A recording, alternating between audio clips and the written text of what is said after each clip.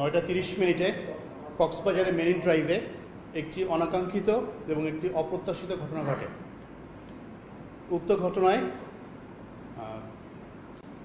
পুলিশের গুলিতে মেজর অবসরপ্রাপ্ত রাশেদ মোহাম্মদ সিনহা গুলিবিদ্ধ হয়ে মারা যান। ঘটনার ধারাবাহিকতায় 5 আগস্ট তারিখে নিহতের বড় বোন সিনিয়র জুডিশিয়াল ম্যাজিস্ট্রেট আদালতে একটি নালিশি ফৌজদারি দরখাস্ত দাখিল করেন। পরবর্তীতে টেকনাফ থানায় একটি নিয়মিত মামলা দায়ের হয়। উক্ত মামলায় সর্বমোট 9 জনকে আসামি করে এজাহারভুক্ত করা হয়। 9 জনের ভিতর 7 জন সদস্য ইতিমধ্যে কক্সবাজার জেলা আদালতে নিকট আত্মসমর্পণ করে। বর্তমানে তারা সকলেই জেলা আদালতের বিজ্ঞ আদালতের নির্দেশনায় কক্সবাজার কারাগারে আছেন।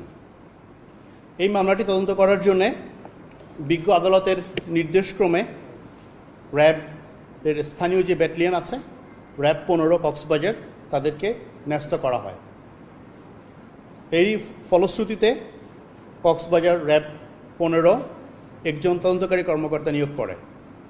তদন্তকারী কর্মকর্তা অভিযুক্ত সকল সদস্যের বিরুদ্ধে আদালতে 10 দিনের রিমান্ড জন্য আবেদন করলে বিজ্ঞ আদালত পর্যায়ক্রমিকভাবে 4 জনকে জেল গেটে জিজ্ঞাসাবাদ এবং 3 জনকে 7 দিনের রিমান্ড মঞ্জুর করে। আদালতের নির্দেশনা মোতাবেক তদন্তকারী কর্মকর্তা 4 জনকে বিগত 2 দিন জেল গেটে জিজ্ঞাসাবাদ করেছেন। 4 জনকে জিজ্ঞাসাবাদ করার ফলশ্রুতিতে তারা অত্যন্ত গুরুত্বপূর্ণ এবং বেশ কিছু চাঞ্চল্যকর তথ্য র্যাবকে দিয়েছেন। ফলশ্রুতিতে বাকি 4 জন জিজ্ঞাসাবাদ সমাপ্রান্তে আজ 4 জনের জন্যে বিজ্ঞ আদালতে 10 দিনের রিমান্ড নেওয়ার জন্যে তদন্তকারী কর্মকর্তা আদালতে আবেদন করেছে। এই আবেদনের বিষয়টি আগামী 12 তারিখ অর্থাৎ বুধবার শুনানি শেষে বিজ্ঞ আদালত এই 4 জনের বিষয়ে একটি সুনির্দিষ্ট রায় দিবেন। এর পাশাপাশি আরেকটি বিজ্ঞ আদালতের নির্দেশনা যেটা আমি আপনাদের সকলকে জানাতে চাই সেটি হচ্ছে বিজ্ঞ আদালত সমস্ত প্রকার রিমান্ড কার্যক্রম এবং জেল গেটে জিজ্ঞাসাবাদের বিষয়টি 10 কার্যদিবসের মধ্যে শেষ করার জন্যে নির্দেশনা প্রদান করেছিলেন। এই নির্দেশনার আলোকে তদন্তকারী কর্মকর্তা কার্যক্রম শুরু করে এবং কার্যক্রম শুরু করার এক পর্যায়ে তদন্তকারী কর্মকর্তা বিজ্ঞ আদালতের নিকট এই 10 কার্যদিবসকে উন্মুক্ত করার জন্য আবেদন করলে বিজ্ঞ আদালত তা মঞ্জুর করে। অর্থাৎ আসামিদের যে 10 দিন যে 7 কার্যদিবস রিমান্ডে নিয়ে জিজ্ঞাসাবাদ করার আগের যে একটি নির্দিষ্ট সময়সীমা বিজ্ঞ আদালত বেঁধে দিয়েছিলেন সেই সময়সীমাটি উন্মুক্ত হলো। আপনারা নিশ্চয়ই জানেন আজ সকালে এই মামলার অন্যতম গুরুত্বপূর্ণ আসামি সিফাত জামিনে মুক্ত হয়েছেন। এর পাশাপাশি সিফাত এবং শিপ্রা বিরুদ্ধে সর্বমোট 3টি মামলা দায়ের করা হয়। 2টি মামলা টেকনাফ থানায় এবং একটি মামলা রামু থানাতে। এই মামলা 3টির দায়িত্বভার ইতিমধ্যে বিজ্ঞ আদালতের নির্দেশক্রমে র্যাবের নিকট ন্যস্ত করা হয়েছে। অর্থাৎ এই ঘটনা কেন্দ্রিক সর্বমোট যে 4টি মামলা হয়েছে, একটি মামলার বাদী মেজর অবসরপ্রাপ্ত সিনহার বড় বোন এবং অন্যান্য যে 3টি মামলা এই সর্বমোট 4টি মামলার সম্পূর্ণ দায়িত্ব র্যাবের উপর ন্যস্ত হয়েছে। একটি এলিট ফোর্স হিসেবে র্যাব যে গণমানুষের আস্থা অর্জন করেছে, র্যাব যে গণমানুষের অগাধ বিশ্বাস অর্জন করেছে, বিজ্ঞ আদালতের এই নির্দেশনা তারই একটি প্রকাশ মাত্র। র্যাব অত্যন্ত নিশ্চিত এবং অকুণ্ঠ চিত্তে জানাতে চায় এই মামলাটি সম্পূর্ণ নিরপেক্ষভাবে এবং সম্পূর্ণ প্রভাবমুক্ত হয়ে তদন্ত করবে। এই মামলার অন্যতম মুখ্য উদ্দেশ্য প্রকৃত আসামিদেরকে শনাক্ত করা এবং এর পাশাপাশি ঠিক কী কারণে এরকম একটি অনাকাঙ্ক্ষিত এবং অপ্রত্যাশিত ঘটনা ঘটেছে সে সকল বিষয়ে র্যাব তদন্ত করবে।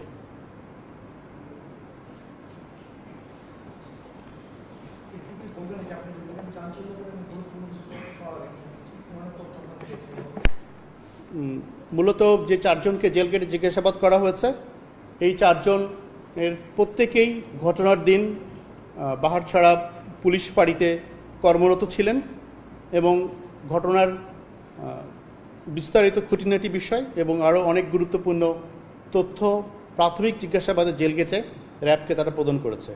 বিস্তারিত তথ্যের জন্যে আমরা অন্যান্য সকল সদস্যর মতো তাদেরকেও বিস্তারিতভাবে জিজ্ঞাসাবাদ করার জন্যে আমরা তাদেরকে 10 দিনের রিমান্ডের জন্য আবেদন করব। আশা করছি বুধবারের দিন এই চারজনের রিমান্ড শুনানি শেষে বিজ্ঞ আদালত তার মতামত প্রদান করবেন।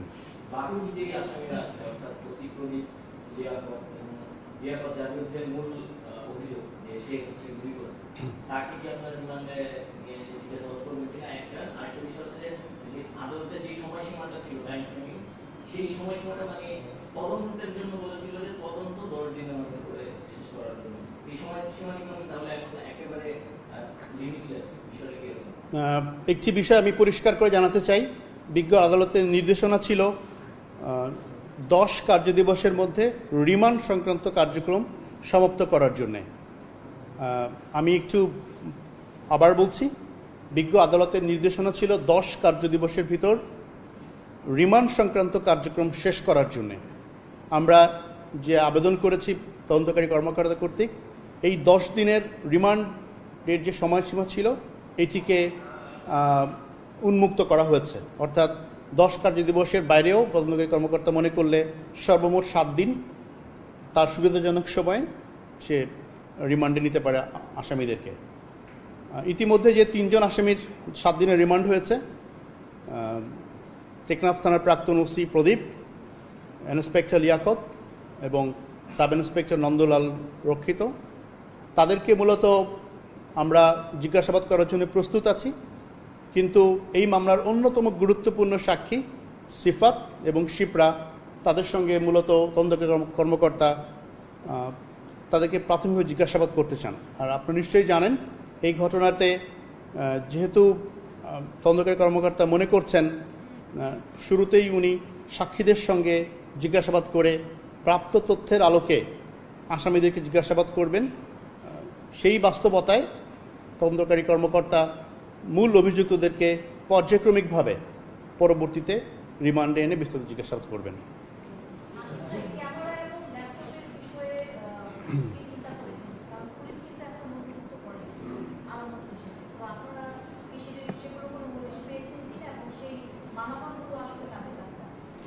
মূলত যে 3টি মামলা দায়ের হয়েছে, 3টির মধ্যে একটি মাদক মামলা, একটি হচ্ছে সরকারি কাজে বাধা প্রদানের মামলা, আর একটি পুলিশবাদী মামলা।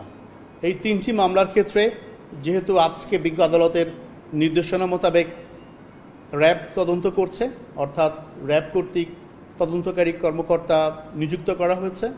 পূর্বতন যিনি তদন্তকারী কর্মকর্তা ছিলেন তার কাছে যে প্রসিডিউর আছে, যে প্রক্রিয়া আছে, একটি মামলার সিজার লিস্ট করা হয়। ওই সিজার লিস্ট করার যে মালামালগুলো আছে, আলামত বলে থাকি আমরা, ওই সব আলামত এবং সাক্ষী সাবত সহ সব কিছু আমরা প্রাক্তন তদন্তকারী কর্মকর্তার নিকট হতে র্যাবের তদন্তকারী কর্মকর্তা বুঝিয়ে নেবেন।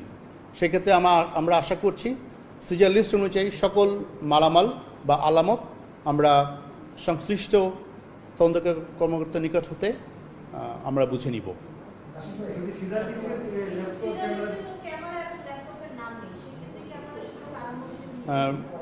সিজার লিস্টে ল্যাপটপ, ক্যামেরা বা অন্য ইলেকট্রনিক ডিভাইসের কথা যেগুলো আমরা গণমাধ্যমে জানতে পেরেছি, এই সকল বিষয়ে মূলত আমরা অভিযুক্তদেরকে জিজ্ঞাসাবাদ করার পূর্বে আমরা অন্যতম গুরুত্বপূর্ণ সাক্ষী সিফাত এবং শিপ্রাকে জিজ্ঞাসাবাদ করব। শিপ্রা এবং সিফাতকে জিজ্ঞাসাবাদ করার পরিপ্রেক্ষিতে এই বিষয়ে আমরা পূর্বতন যারা জব্দ করেছেন তাদেরকে এই বিষয়ে আমরা জিজ্ঞাসাবাদ করব। অর্থাৎ কেবলমাত্র কোনো খবরের ভিত্তিতে বা কোনো তথ্যের ভিত্তিতে না গিয়ে তদন্তকারী কর্মকর্তা প্রথমত সাক্ষীদের জিজ্ঞাসাবাদ সাপেক্ষে এই সকল ইলেকট্রনিক ডিভাইসের ব্যাপারে সুনির্দিষ্ট কোনো তথ্য পেলে সে অনুযায়ী সে এগুলো সংগ্রহ করার জন্য চেষ্টা করবে।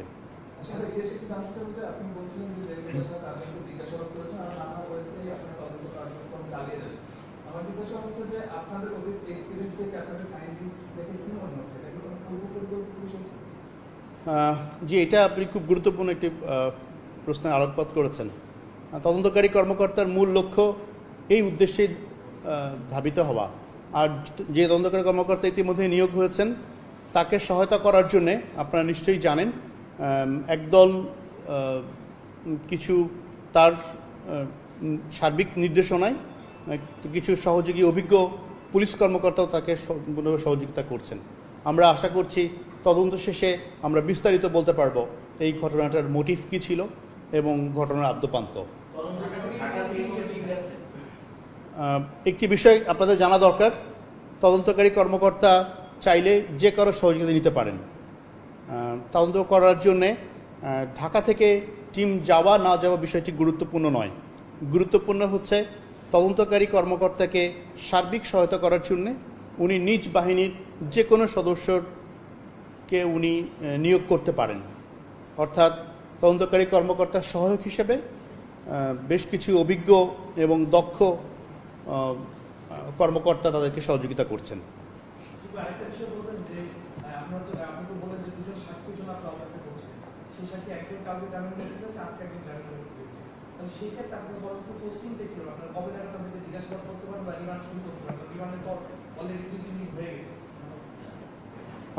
মূলত একটি বিষয় আপনাদেরকে বলে রাখি, ইতিমধ্যে তদন্তকারী কর্মকর্তা শিপ্রা দেবনাথের সাথে জিজ্ঞাসাবাদ করেছেন। শিপ্রা দেবনাথ একটি অত্যন্ত স্পর্শকাতর একটি কথা বলেছেন, যেটি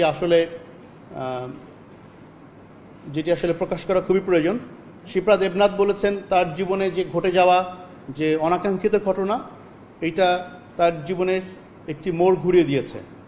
সে আরও খুব দ্ব্যর্থ কণ্ঠে উচ্চারণ করেছে জীবনের শেষ বিন্দু দিয়ে হলেও তিনি এইটার বিচার দেখে যেতে চান। শিপ্রা দেবনাথ বলেছেন প্রয়োজনে ন্যায় বিচারের স্বার্থে উনি ওনার জীবনের শেষ দিন পর্যন্ত উনি অপেক্ষা করবেন, এরকম একটি কথা বলেছেন। আরেকটি বিষয় বলে রাখি আপনাদেরকে, দুজন শিক্ষার্থী সিফাত এবং শিপ্রা দেবনাথ দুজনেই একটি বেসরকারি বিশ্ববিদ্যালয়ের শিক্ষার্থী।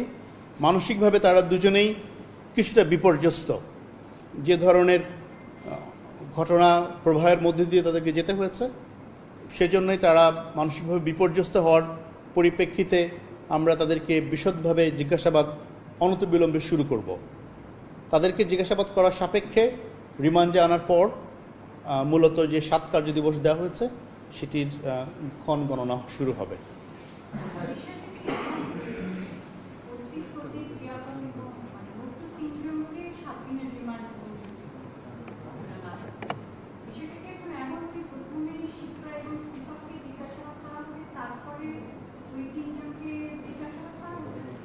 মূলত একটি বিষয় পরিষ্কার করে জানা দরকার, একটি ঘটনার সবচেয়ে গুরুত্বপূর্ণ উপাদান হচ্ছে সাক্ষী। শিপ্রা দেবনাথ এবং সিফাত তারা এই ঘটনার সবচেয়ে গুরুত্বপূর্ণ সাক্ষী।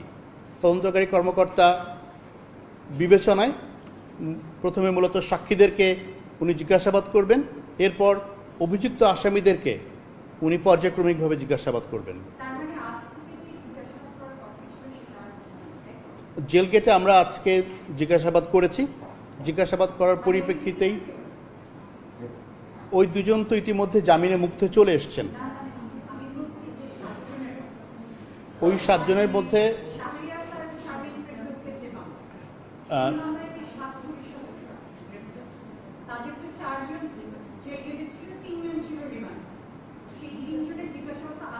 ওই 3 জনের জিজ্ঞাসাবাদ আমরা আজ থেকে শুরু করিনি। আমরা তাদেরকে আরেকটু পরে পর্যায়ক্রমিকভাবে সাক্ষীদের জিজ্ঞাসাবাদ সমাপনতে বাকিদেরকে আমরা জিজ্ঞাসাবাদ করব বলে আশা করছি।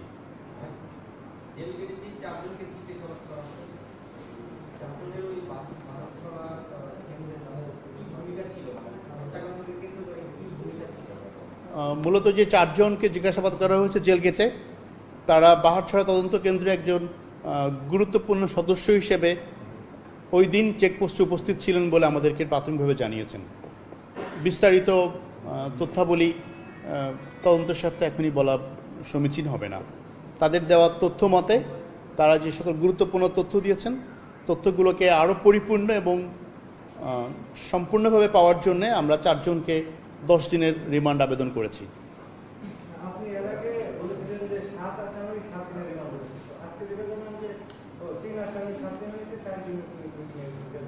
মূলত আমরা প্রাথমিক পর্যায়ে সকল আসামিকে 10 দিনের রিমান্ডের জন্য আবেদন করেছিলাম। বিজ্ঞ আদালত উভয় পক্ষের শুনানি শেষে প্রাথমিকভাবে 3 জনকে 7 দিন, বাকি 4 জনকে 2 দিন করে জিজ্ঞাসাবাদ করেছিলেন, অনুমতি দিয়েছিলেন। বিজ্ঞ আদালতের নির্দেশনা মোতাবেক তদন্তকারী কর্মকর্তা 4 জনকে 2 দিন জেলগেটে জিজ্ঞাসাবাদ করার ফলশ্রুতিতে আরও তথ্য উদ্ঘাটনের জন্যে আমরা 4 জনকে 10 দিনের রিমান্ডের জন্য আবেদন করেছি।